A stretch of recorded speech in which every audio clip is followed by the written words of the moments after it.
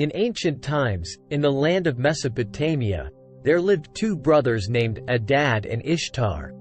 Adad was known for his strong character and righteous ways, while Ishtar was known for his hot temper and negative feelings. One day, Adad found his brother sitting alone and brooding, lost in his negative thoughts. Concerned for his brother, Adad approached him and said, "Ishtar, my dear brother, what troubles you so? Your face is filled with anger and sorrow. Please tell me what's bothering you." Ishtar replied with a heavy sigh, "Oh Adad, it's these negative feelings that consume me. I can't seem to shake them off. They cloud my mind and make me do things I regret later." Adad listened attentively and then said, "Brother, let me tell you a story. Long ago, there was a wise man who was known for his ability to control his negative emotions. People came to him seeking advice on how to manage their own feelings. One day, a man approached him and said, "Master, I'm always filled with anger and hate. I can't seem to stop these negative emotions from taking over me. What should I do?" The wise man replied, "My son, negative feelings are like a fire.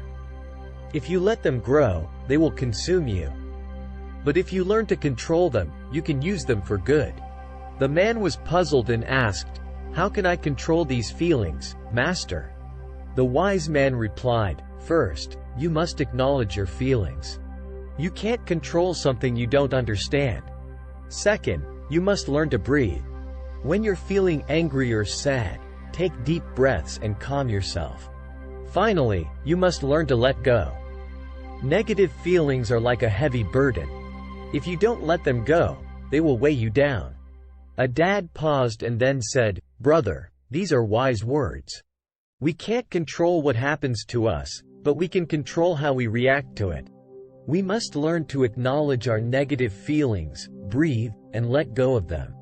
It's not easy, but it's possible." Ishtar nodded slowly, taking in his brother's words.